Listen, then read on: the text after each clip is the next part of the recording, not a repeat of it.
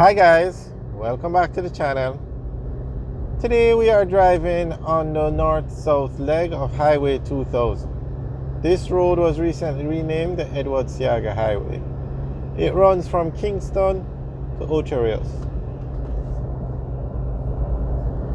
And this is one of the most expensive roads built in Jamaica to date. It was also a very difficult road to build because of the terrain. It was the company that started it was Bogue Limited, a French company who got the contract to build Highway 2000. Now, Highway 2000 involved building three roads. One, the Portmore Expressway. Two, the east-west leg of Highway 2000, which ran from Kingston to Montego Bay. And the north-south leg, which is the road we're on, that runs from Kingston to Ocho Rios. So basically, the arrangement was a PPP, a private-public partnership, where Bogue would build the road and the government would give them a concession to collect toll on the road, and they'll use that to pay for the cost of building the road. So that was done, and Bogue started building Highway 2000. They built Kingston to Sandy Bay, and then they started this highway, which is Kingston to Ocho Rios. But they ran into all sorts of problems, and they eventually gave up the project. The Jamaican government then gave the project to China Harbour Engineering Company, a Chinese company. Now with Bogue, the government had to, through NROC, put up some money, like 31% of the cost, and Bogue would put up the rest, the 69%. But China Harbour Engineering Company said, hey, we will pay to build the entire road.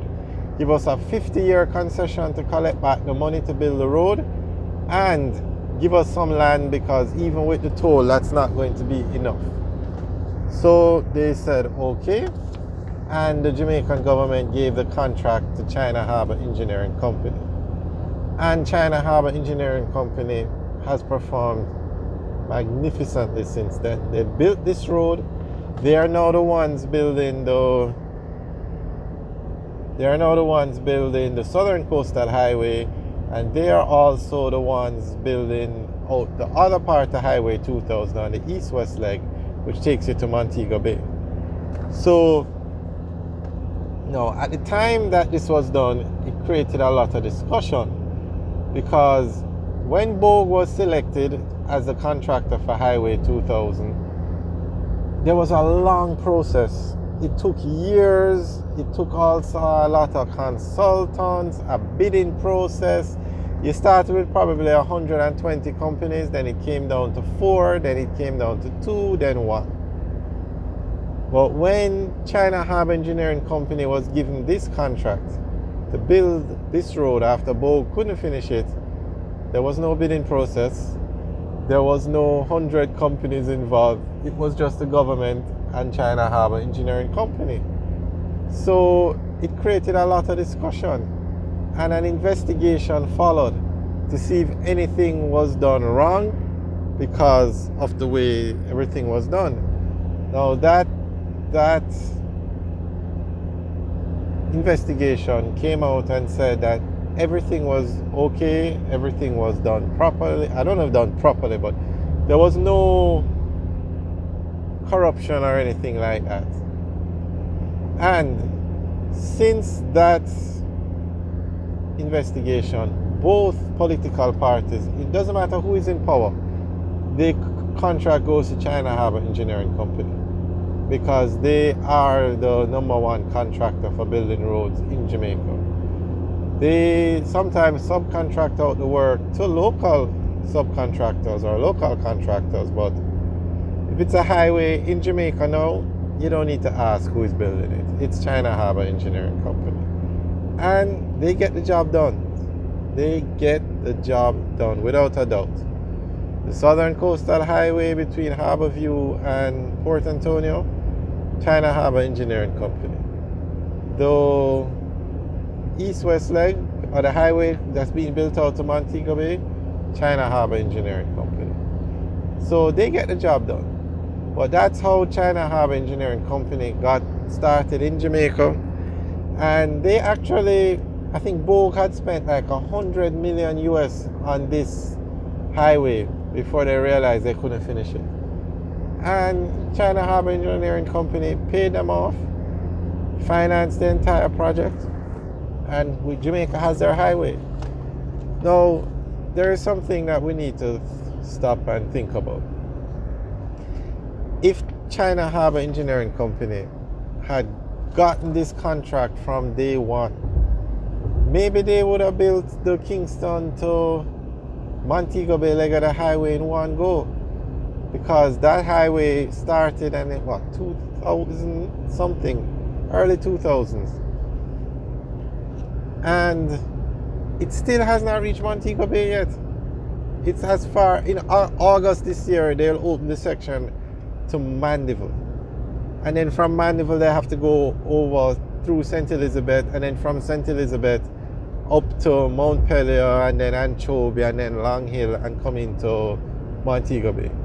So that highway will have a couple of years, probably another 10 years before it's finished, maybe more, because it's being built in pieces, and it's being built in pieces because of the cost. But you really have to ask the question, well, perhaps because China Harbour Engineering Company is on the scene now and they're still building it out in sections, so, but maybe it would have moved a lot quicker if they were involved from day one. Now, also brings up another question. Why didn't China Harbour Engineering Company bid on that contract? They were not one of the bidders, or at least they definitely were not one of the last 12. I don't have the list of everybody involved, but when you look at the list of the last 12 persons that it was narrowed down to, China Harbour Engineering Company was not on the list. And we were actually looking to see, because we were always wondering why China Harbour Engineering Company came on the scene so late, or CHEC. So basically, when you're going through the toll now, if you notice the east-west leg of the highway, you get a receipt that says Trans-Jamaica Highway. And when you're on this highway, Highway 2000, you get a receipt that says Jamaica North-South Highway JNSHC, because it's two different concession agreements. It's not one company that operates both highways. It's two different companies. But I must say Jamaica is progressing very nicely with the construction of the highways. Jamaica is definitely moving forward. To go from Kingston to Montego Bay will be a game changer on the highway, but the highway is not finished yet. But to go from Kingston to Otrius in 45 minutes, game changer. To go from Kingston to Mandeville in 40 minutes, game changer. These things have never been done before in Jamaica. And I don't know how long it's going to take you to get from Kingston to Port Antonio, or I think they said 15 minutes from Kingston to St. Thomas now. Trust me. The eastern side of the island has never seen highways like what are being built now. They have never seen roads like what are being built now on that side of the island. We have videos up on the road. It's much nicer than the road we're driving on. It's the same, how would you say now? The same 4 lanes, dual carriageway, but the view, oh my gosh, when you're on that highway and you look out and you see the ocean, the sea, it's so scenic. It's far more scenic than this route.